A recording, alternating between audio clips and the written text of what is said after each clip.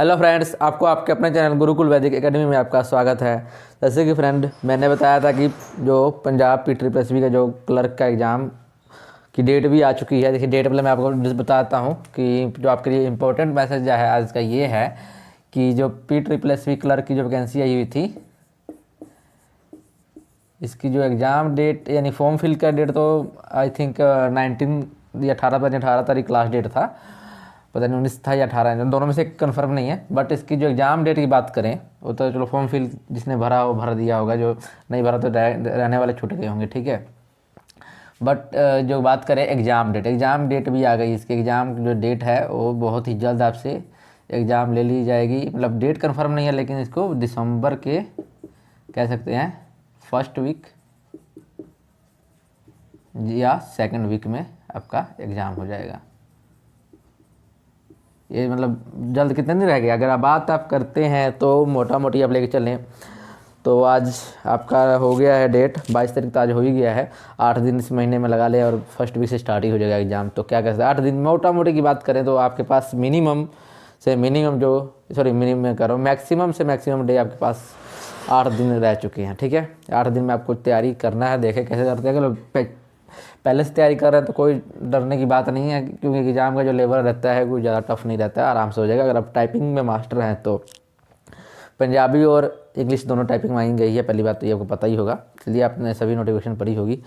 But आपको मैं सिर्फ इतना मैं गाइड कर सकता हूँ, एक बात बता सकता हूँ कि हाँ एग्ज़ाम का जो मतलब ट्रेंड क्या है। मतलब इस साल से देखो, पहले के लोग बोलते हैं प्रीवियस ईयर की बात करते हैं काफ़ी, मतलब लगातार जो 2-3 साल पहले की आप देखें एग्ज़ाम, तो कंपटीशन का लेवल भी पहले ही देखिए डे टू डे कंपटीशन बढ़ रहा है, ठीक है।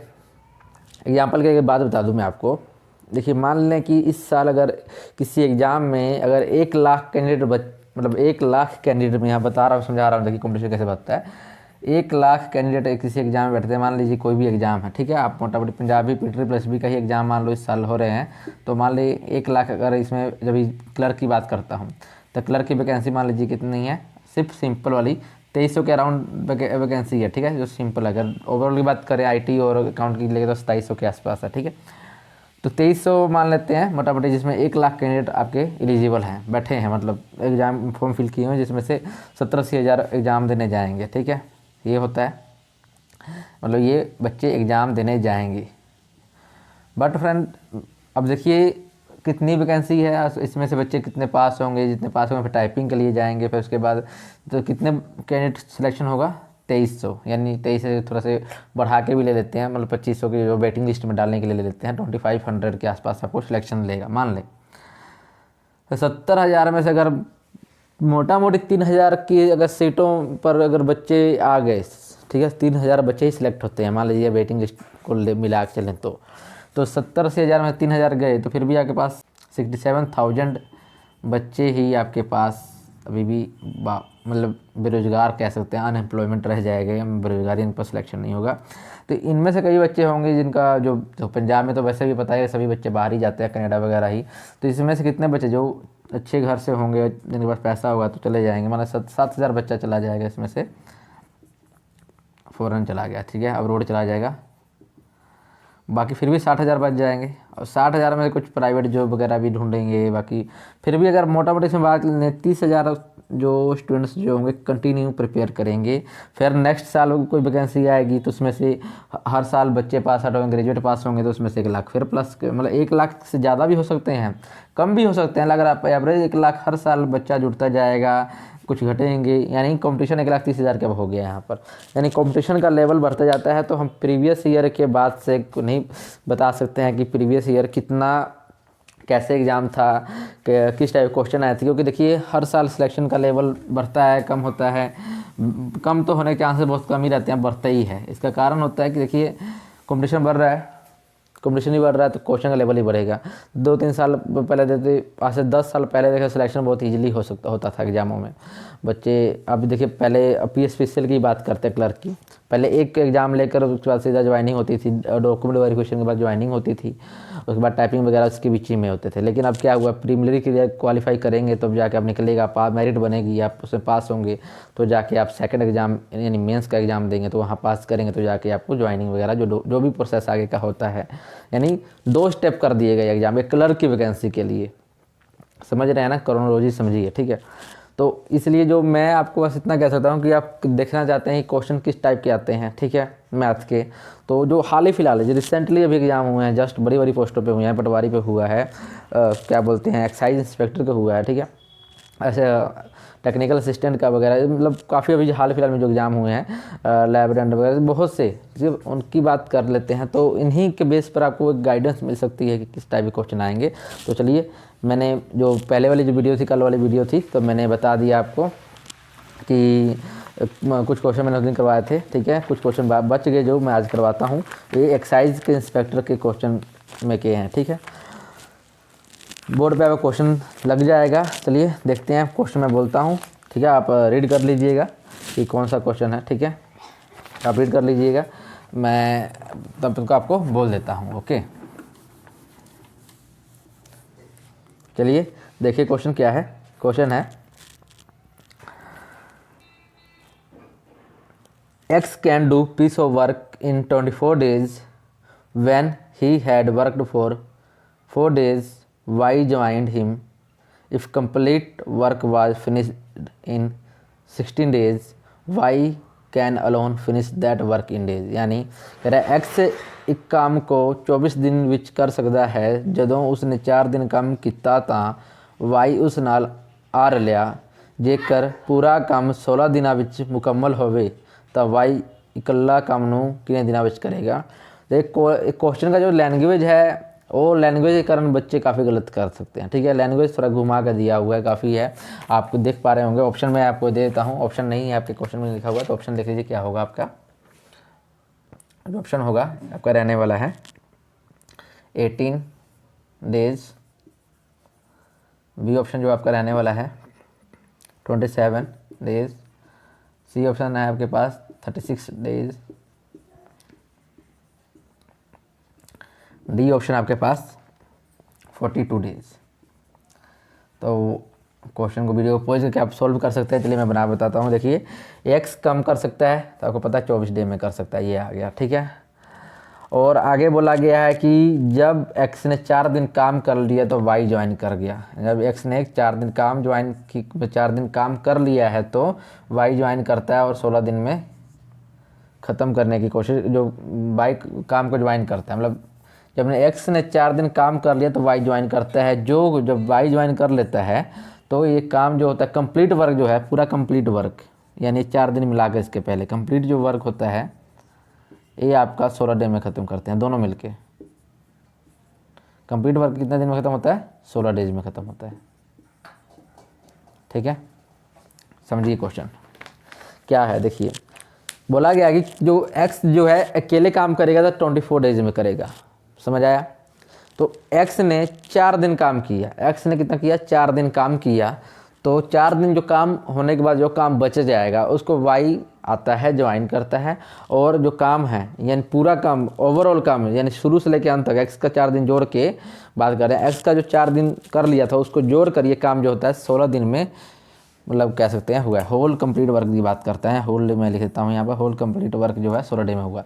तो आप यहाँ 24 या टोटल वर्क मान लेते हैं। आपको पता है कि मैंने टोटल वर्क निकालना सिखाया है। आप वर्क एंड टाइम का मेरे पास जो वीडियो मैंने अपलोड किया है, बहुत से आसान मेथड मैंने कराया हुआ वर्क एंड टाइम करने का, जो हर एक क्वेश्चन सोल्व कर सकता है। टोटल वर्क आपका जो होता है कि एलसीएम होता है, ठीक है। तो यहाँ एक्स की बात करते हैं, एक्स का एलसीएम 24 है तो 24 ही रह जाएगा ना।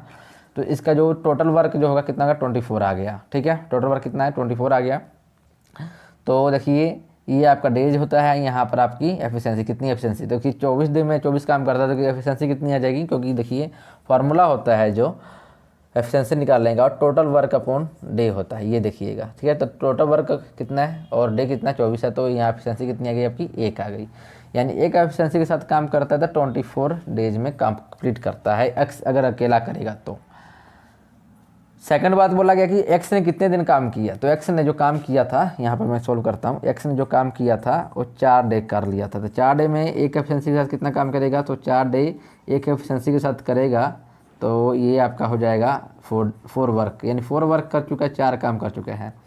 तो एक्स कितना काम कर लिया, 4 काम कर लिया। रिमेनिंग वर्क कितना रह जाएगा, रिमेनिंग वर्क जो रह जाएगा आपके पास, टोटल वर्क कितना 24 है, और रिमेनिंग वर्क माइनस करेंगे तो कितना रह गया, 20 डेज रह गया। कितना डेज रह गया, 20 डेज।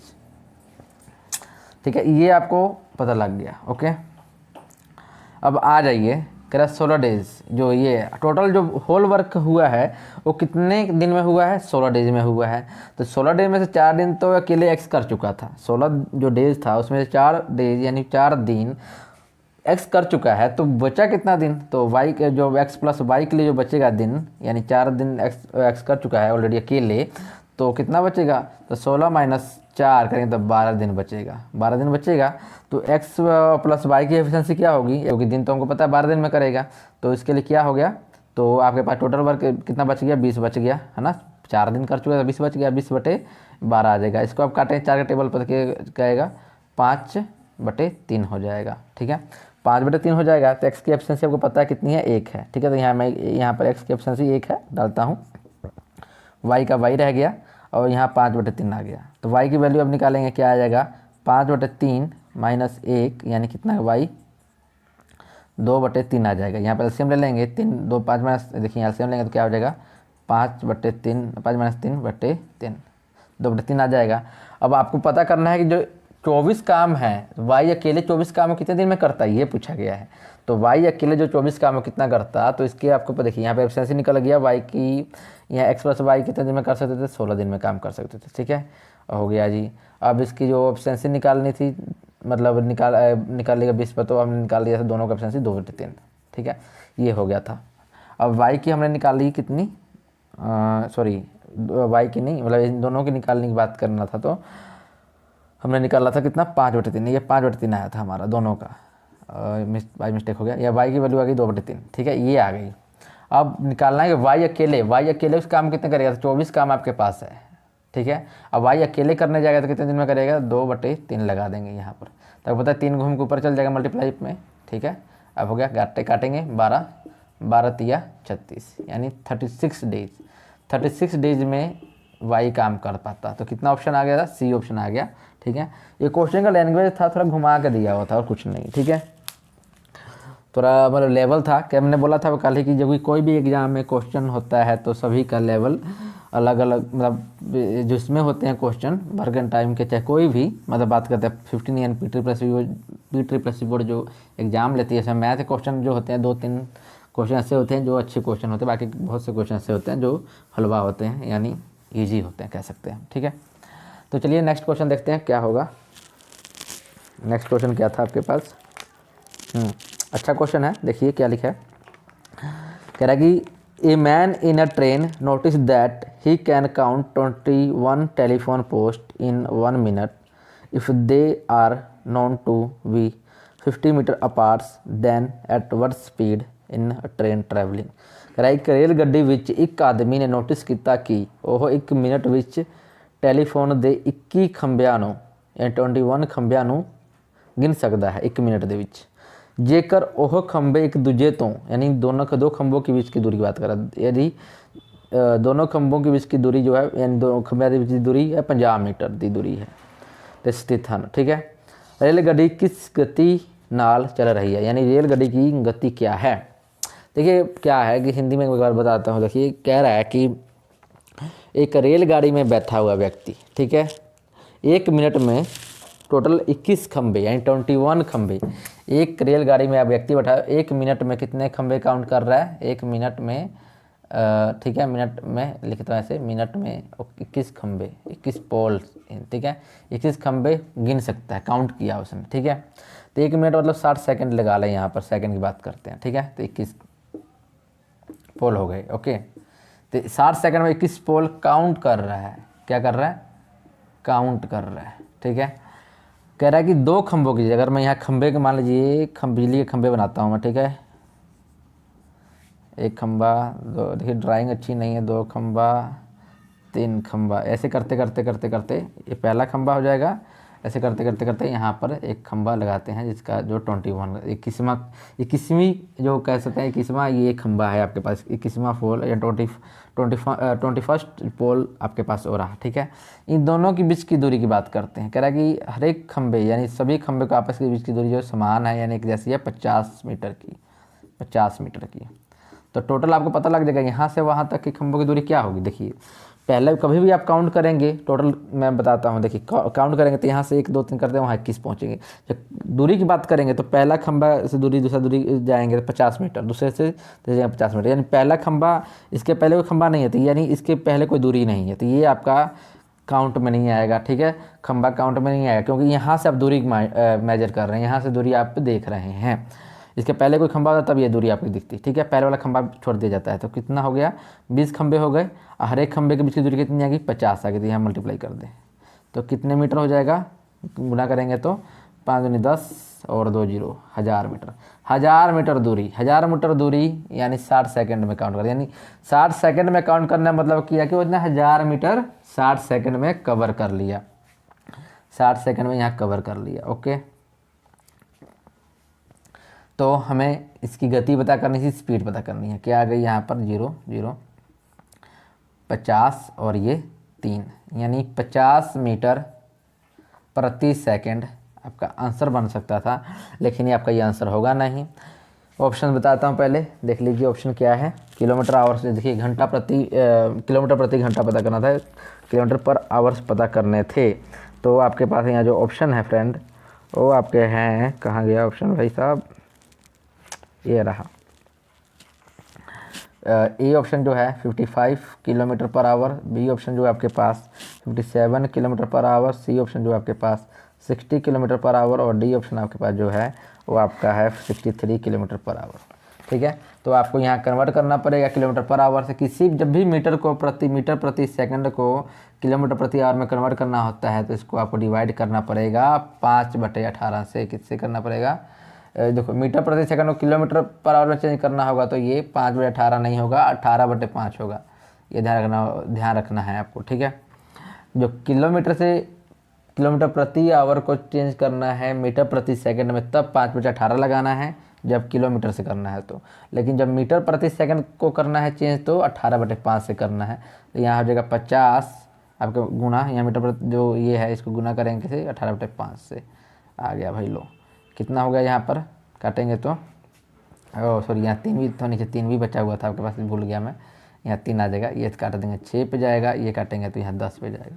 कितना आ जाएगा 10 6 60 यानी 60 किलोमीटर पर आवर आपका आंसर होगा। तो यहाँ ऑप्शन होगा सी ऑप्शन आपका करेक्ट आंसर होगा। ठीक है, तो आई होप आपको समझ आ रहा होगा, बहुत अच्छे से समझा रहा हूँ, मतलब एक बेसिक व्यू कर लिया और धीरे धीरे बता रहा हूँ कि आपको देखिए ये ट्रेन की स्पीड वगैरह क्वेश्चन आप करने होंगे, ट्रेन से रिलेटेड इस टाइप के क्वेश्चन करिए। वर्क टाइम के मैंने जो करवाए हैं 3 क्वेश्चन थे वर्क टाइम के, 3 क्वेश्चन थे, एक ये, हाँ एक 2, एक पीछे 3 क्वेश्चन आ चुके हैं। ठीक है, तो आपको तीनों मतलब टाइप मैंने बता दिया किस टाइप के क्वेश्चन थे। ठीक है, चलिए नेक्स्ट क्वेश्चन देखते हैं। क्वेश्चन है क्या, बहुत अच्छा क्वेश्चन, पढ़िए क्या लिखा है, देखिए। If the simple interest for 6 year be equal to 30% of the principal, it will equal to the principal after, यानी प्रिंसिपल की क्या रहे हैं पंजाबी बताता हूँ। 6 साल का साधारण ब्याज मुल दे 30% के बराबर है, ये कितने समय बाद मुल के बराबर होगा। देखिए हिंदी में भी सुन लीजिए, कह रहा है कि कोई एक सिंपल इंटरेस्ट है यानी कोई साधारण ब्याज पर कोई राशि दी जाती है जो कि मूलधन के 30% के बराबर है। जो साधारण ब्याज जो है वो मूलधन के 30% के बराबर है 6 सालों में। 6 साल के बाद की बात कर रहा है, 6 साल के बाद जो मूलधन का 30% हो जाता है सिंपल इंटरेस्ट। ठीक है, ओके, तो पता करना है कि मूलधन और सिंपल ब्याज यानी सिंपल इंटरेस्ट यानी साधारण ब्याज और मूलधन कब बराबर हो जाएंगे, कितने सालों में बराबर होंगे, कितने सालों के बाद की बात कर रहा है। तो इसके लिए कुछ नहीं, देखिए क्या बोला है, सिंपल इंटरेस्ट जो आपका है 30% ऑफ प्रिंसिपल, ऐसे लिखा है ना, तो आप ऐसे लिख लें, पी का प्रिंसिपल सिंपल इंटरेस्ट, यानी आप क्या सकते हैं 30/100 हो जाएगा मूलधन के, है ना, सिंपल इंटरेस्ट काटेंगे तो कितना हो जाएगा सिंपल इंटरेस्ट आपका 3/10/P, यानी आप पी को नीचे लेके आएंगे यहाँ पर तो क्या होगा, पी हो जाएगा। तो यानी पी की वैल्यू आपके पास क्या होगा, जो मैंने समझाया था कि जो सामने वाली बराबर होती है। तो सिंपल इंटरेस्ट आपका 3 हो जाएगा और मूलधन आपका 10 हो जाएगा। फॉर्मूला लगा लेना है आपको, वही SI का, सिंपल इंटरेस्ट का साधारण ब्याज का क्या होता है, मूलधन यानी प्रिंसिपल टाइम इनटू रेट बटे 100। आपको रेट पता करनी पड़ेगी। तो यहाँ सिंपल इंटरेस्ट कितना 3 आ गया, मूलधन 10 आ गया, यहाँ पर आपका टाइम 6 साल दिया हुआ है, आर पता नहीं आपको, यहाँ ये आ गया। इसको इससे काट दें, ठीक है। इसको 3 दूनी चाहिए, ये कट जाएगा इससे और ये कट जाएगा इससे 5, यहाँ पर जाएगा 1/5 आर। आर आपको आर ही पता करना था, आर यानी रेट यानी दर। दर आपका कितना आ जाएगा, 5% आ जाएगा। आप पता करना है कि मूलधन और ब्याज साधारण ब्याज कब बराबर होंगे, कितने सालों के बाद। तो यानी मूलधन बराबर करना है आपको सिंपल इंटरेस्ट, यानी SI और P की वैल्यू समान रख देंगे। फार्मूला ही लगेगा फिर से, अब इससे यही लगाना है। तो आपको पता है कि साधारण ब्याज और सिंपल इंटरेस्ट बराबर हो जाएंगे। तो SI के जगह पर ऐसे आप ऐसे P into R into T कर दें बटे 100 कर दें, ठीक है। तो आपको या तो P को SI लिख दें क्योंकि आप दोनों बराबर हैं, तो यानी P की वैल्यू भी SI कर सकते हैं, चाहे SI की वैल्यू P, जो आपको इच्छा है कर दें। तो मैं यहाँ P = P कर देता हूँ और R हमको पता है कितना है, 5% हमने निकाला है, और टाइम कितना है पता करना है, ये बटे 100 आ गया। कर दें और 100 को इधर ले आएँ, =5t हो जाएगा, काटेंगे तो कितना आएगा, 20 आ जाएगा। तो यानी समय जो आपको पता करना है वो 20 सालों के बाद बराबर होगा, 20 ईयर के बाद क्या होगा, बराबर होगा। ऑप्शन भी आपके पास यही सब था। एक है 45 साल है और एक आपके पास देखिए 10 साल है, ए ऑप्शन, और बी ऑप्शन की ऐसे लिखता हूँ मैं। ए ऑप्शन आपके पास 45 साल है, बी आपका 20 साल है, सी आपका पास 45 और ये डी ऑप्शन आपके पास 30। तो आपका आंसर है ये, ठीक है। तो ये आई होप आपको समझ आया होगा, बहुत इजी क्वेश्चन था, मतलब सिंपल इंटरेस्ट रिलेटेड था। सिंपल देखिए ब्याज और दर की बात करें तो इस टाइप के 2 क्वेश्चन आए थे, 2 क्वेश्चन आए थे इस टाइप के, तो आप देख सकते हैं। चलिए देखते हैं अब एक और कंपाउंड इंटरेस्ट, यानी जो आपको बोलते हैं चक्रवृद्धि ब्याज। चक्रवृद्धि ब्याज से रिलेटेड भी क्वेश्चन आया हुआ है, जिसको हम बोलते हैं मिश्रित ब्याज बोल देते हैं कंपाउंड इंटरेस्ट को, या चक्रवृद्धि ब्याज भी बोलते हैं, ठीक है। क्या है, a sum of money at compound interest double itself in 15 years, it will becomes 8 times of itself in। यानी कह रहा है कि मिश्रित ब्याज उत्ते एक रकम 15 साल विच दुगनी हो जाती है, हुण अपने तो 8 गुना किने समय विच होवेगी। कुछ नहीं, बहुत देखिए क्वेश्चन आपने रीड कर लिया, यहाँ पर मैं ऑप्शन भी देता हूँ, देख लीजिए। इसका ऑप्शन जो आपका है ये है 45 ईयर्स, बी ऑप्शन आपके पास 48 54 48, सी ऑप्शन 54, डी ऑप्शन आपके पास 60, ये ऑप्शन था। देखिए फिर से रिपीट करता हूँ मैं। देखिए कोई भी मनी है जिसको कंपाउंड इंटरेस्ट कर देने पर डबल 15 सालों में डबल हो जाती है। कितने सालों में होती है, डबल। यानी यहाँ पी मान लीजिए मूलधन डबल हो जाती है, अपने आप का डबल हो जाती है, मूलधन डबल यानी 2p हो जाती है। कितने सालों में, 15 सालों में, 15 ईयर में। अगर ये क्वेश्चन किसी ने पहले पढ़ा होगा तो उसने 2 सेकंड में बना दिया होगा, क्योंकि क्वेश्चन सिर्फ देखने में पढ़ने में ही टफ लग रहा है, लेकिन इसका सोल्यूशन बहुत इजी है, ठीक है। तो आपको कुछ नहीं करना है, जैसे बताऊंगा वैसे करना। इस टाइप क्वेश्चन आएंगे तो ऐसे करना है। मूलधन का दुगना हो जाता है कितने, 15 सालों में, 15 सालों में हो रहा है। फिर बोल रहा है कि मूलधन का 8 गुना कब होगा, इसका 8 गुना कब होगा, ये पूछा गया है। कितना, इसका 8 गुना, पी का 8 गुना कब होगा, ठीक है। तो पहले आपको ध्यान देना है, क्या पी का 2p हो गया कितने, 15 सालों में। 2p 15 सालों में हो रहा है, तो 2p का 8p हो जाएगा कितने सालों में, ये पता लगा लेंगे तो ये भी आपको ईयर भी पता लग जाएगा। तो देखिए क्या होगा ये, आप p का कितना हुआ, 2p हो गया 15 सालों में, तो इसको क्यूब कीजिएगा तो ये 8p हो जाएगा कि नहीं हो जाएगा, ठीक है। क्या हो जाएगा, 8p हो जाएगा।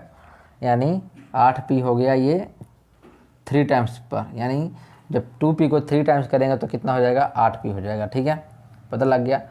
तो जितना इसका पावर बढ़ेंगे वही आपको इससे गुना कर देंगे तो आपका आंसर आ जाएगा। तो ये आपका 45 ईयर्स में 8 गुना होगा। कितने साल में होगा? 45 ईयर में 8 गुना होगा। ठीक है, समझ आया कि नहीं आया बताइए। नहीं तो आपको करना है तो चलिए फिर आप तरीका से वही आपको लगाइए मिश्रित ब्याज का फार्मूला CI वाला, ये वाला फार्मूला होता है ना, P1 + R/T/100 n, है ना। तो ये लगाइएगा, फिर इस बार सॉल्व करेंगे तो आपको R की वैल्यू पता करनी पड़ेगी, देन आपको ये सब पता करना। तो इतना लफड़ा में जाने की कोई ज़रूरत नहीं है, कुछ नहीं करना, बहुत ईजी तरीका। इस बार रिपीट कर देता हूँ मैं। देखिए क्या है, तो मूलधन जो है वो दुगना हो रहा है कितने सालों में? 15 सालों में।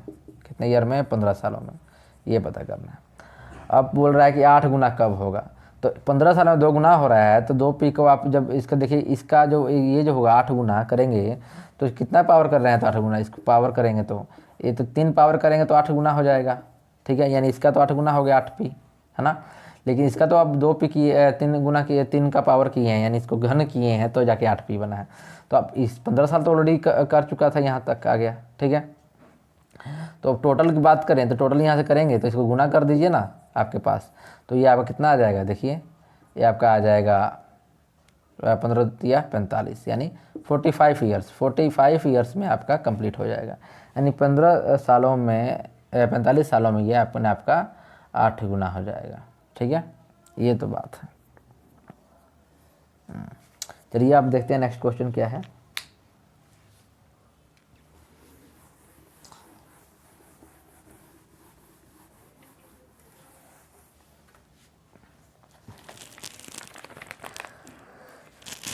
पढ़िए क्या लिखा है, देखिए। कह रहा है a circular road runs around a circular garden. A circular road run around a circular garden. If difference between the circumference of outer circle and the inner circle is 44 meters, the width of the road is, यानी जो उसकी चौड़ाई, रोडों की जो चौड़ाई है क्या है, हिंदी में पंजाबी में सुन लीजिए क्या है। कह रहा है एक गोलाकार बाग दे दुआले, एक गोलाकार सड़क है, एक गोलाकार बाग है, उसके आले दुआले इसके आसपास क्या गोलाकार सड़क भी है, जेकर बाहरी ਅਤੇ अंदरूनी गोलियां ਦੇ घेरे ਵਿੱਚ 44 मीटर का फर्क है तो सड़क की चौड़ाई क्या होगी। तो मान लीजिए मैं डायग्राम के अकॉर्डिंगली पहले समझाता हूँ आपको। देखिए क्या है, ये डायग्राम है। ठीक है, एक सर्कुलर ए हो गया, एक सर्कुलर ए हो गया। ठीक है, तो अगर सेंटर पॉइंट ये है, सेंटर पॉइंट, तो सेंटर पॉइंट से इस बड़े वाले गोले का जो रेडियस होगा वो कैपिटल R होगा। ठीक है, और इस छोटे वाले गोले का जो रेडियस होगा यहाँ से लेके इस पॉइंट तक ये आपका R होगा। ऐसे होगा कि नहीं होगा? होगा ये नहीं होगा? होगा ना। या आप इधर ले लेते, समझाने के लिए मैं आपको यहाँ, आपको पता है कि किसी भी वृत्त या सर्कल के सेंटर पॉइंट से उसकी किसी भी कहीं भी बाउंड्री पर आप चक्कर लगाते हैं, रेखा खींचेंगे, एक लाइन खींचेंगे तो वो रेडियस हो जाएगा। या कहीं भी मैं यहाँ खींचूँगा रेडियस, या मैं इसी लाइन से इस लाइन पॉइंट तक खींचूँ तो भी रेडियस छोटे वाले का बड़े वाले खींचूँगा तब बड़े वाला का रेडियस बन जाएगा। ठीक है, ये आपको पता लग गया ना। तो सर्कल का जो होता है, वृत्त का जो परिधि, देखो परिधि बोलते हैं हिंदी में और बोलते हैं इंग्लिश में इसको बोलते हैं सरकमफ्रेंस। ठीक है, पेरीमीटर भी कह सकते हैं। जो सरकमफ्रेंस जो है उसका सर्कल के सरकमफ्रेंस का फॉर्मूला जो होता है वो होता है 2πr। ये फॉर्मूला होता है सरकमफ्रेंस का, मैं यहाँ लिख देता हूँ सरकमफ्रेंस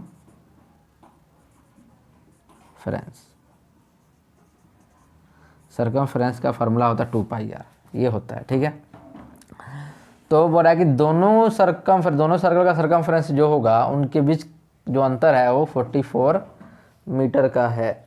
हाँ, 44 मीटर का अंतर है। तो बताना है कि जो सड़क जो ये बनी है, ये सड़क जो बनी है ये आपका क्या होगा। तो चलिए सरकमफ्रेंस का फॉर्मूला लगा लेते हैं।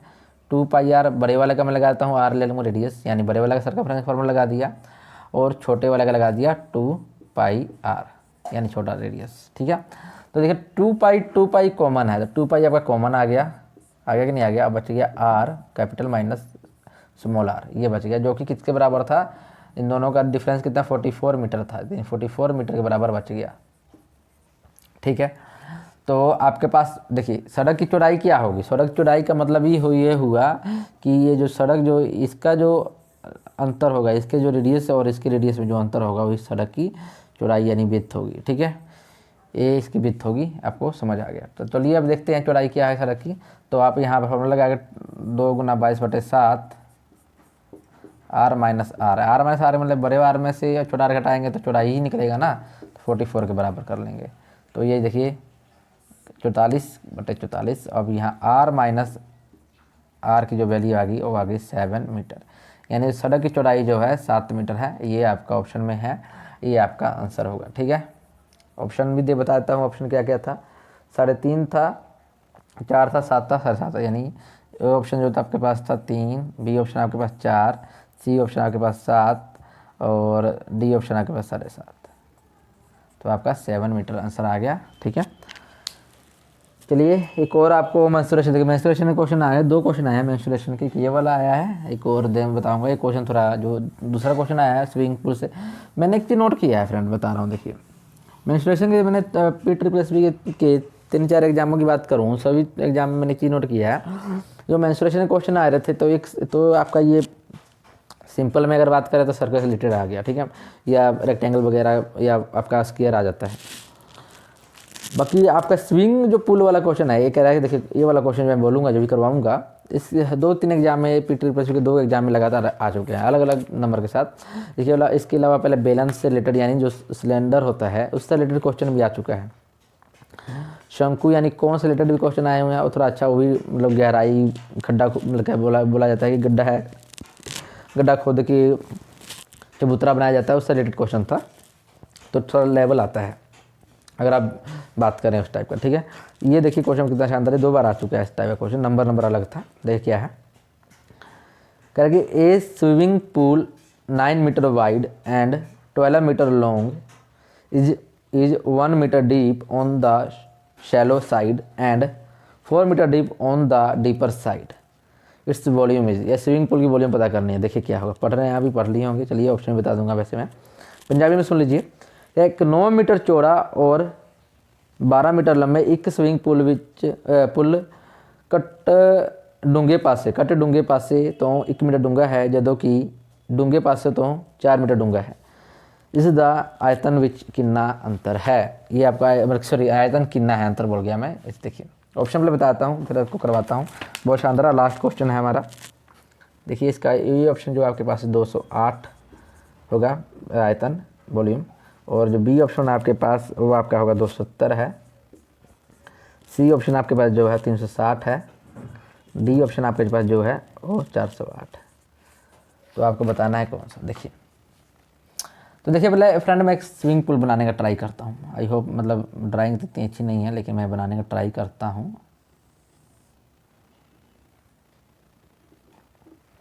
ठीक है,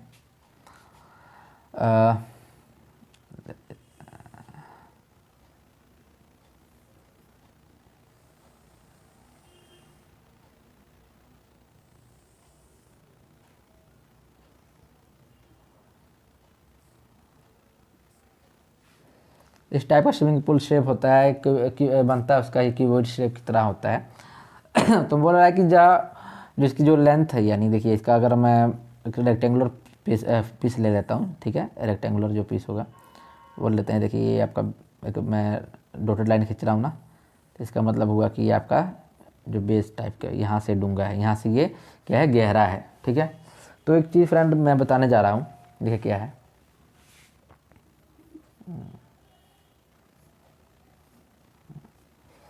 तो सुनिए एक बात, इसका जो ये जो इस साइड से जो मतलब जहाँ कम डूंगा है, कम गहरा है, यहाँ से जो ये इसकी जो मोटाई है, इसकी जो चौड़ाई है, हाइट है जो, ये 1 मीटर है। ठीक है, इसकी जो जहाँ से ज़्यादा गहरा है स्विमिंग पूल, आप आगे जैसे जैसे आप देखेंगे, कभी आप गए होंगे स्विमिंग पूल में तो देखे होंगे जो आगे बढ़ते जाएंगे से आगे बढ़ते जाएंगे तो ये गहरा होता जाता है। तो ये 4 मीटर है। ठीक है, 4 मीटर गहराई हो गई। इधर गहराई कितनी है, 1 मीटर है, जो कम गहरा है। जो इसकी जो लेंथ है, जो के बात कर रहे हैं, चौड़ाई की बात करते हैं। चलिए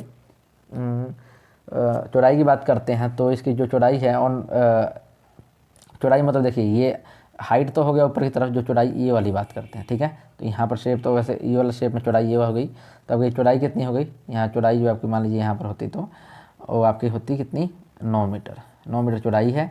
जो ये लेंथ जो आपकी है, ये लेंथ, ठीक है, ये जो लेंथ आपकी जो है ये कितनी है, 12 मीटर। ठीक है, तो क्यूब हो या क्यूबॉइड हो, तो उसका जो निकालने का फॉर्मूला होता है वॉल्यूम निकालने का जो फॉर्मूला होता है वो आपका होता है क्यूबॉइड में, यानी ये क्यूबॉइड शेप है तो LBH, यानी लंबाई गुना चौड़ाई गुना ऊंचाई। ठीक है, अगर क्यूब होता है तो ए क्यूब का मतलब आता है, यानी सभी साइडें बराबर होती हैं तो ही, यानी ए 3 बार ए को मल्टीप्लाई कर रहे हैं, यानी लंबाई चौड़ाई गुना ऊंचाई बराबर है सभी, वही बात है। ठीक है, तो अब देखिए इसमें ही चीज़ फ़र्क है कि आपको एक इक्विवेलेंट एवरेज हाइट निकालनी पड़ेगी, है ना। ये जो आप कह सकते हैं इक्विवेलेंट कह सकते हैं, या एवरेज हाइट निकालनी पड़ेगी। एवरेज हाइट कितनी होगी, तो आप कम पास जहाँ कम गहरा है वहाँ का हाइट प्लस करें, और जो ज़्यादा गहरा है उसका हाइट प्लस करें। 4 हो जाएगा, एवरेज निकालना है तो 2 से डिवाइड करते हैं, कितना हो गया 1 + 4 5, और 5/2 करेंगे तो 2.5, यानी 2.5 मीटर आपकी क्या हो गई हाइट आ गई। कितनी हाइट आ गई 2.5 मीटर। तो चलिए अब लगा दीजिए एल की वैल्यू कितनी है आपके पास है 12, और बी की वैल्यू कितनी है 9, और आपके पास हाइट आ गई 2.5 मीटर। तो यहाँ के बड़े 10 कर देते हैं, अब सोल्व करते हैं। तो 5 के टेबल पर जाएगा 25, ये 2 के टेबल पर जाएगा 10, यहाँ पर आ जाएगा आपके पास 6। अब कर देते हैं, देखिए क्या होगा 5 का 30 है ना, 5 का 30, 30 से गुना 3 9 के 36, यानी आ गया आपका 360। कर लीजिएगा 360 मीटर आपका आंसर आ गया, 360 मीटर ये रहा।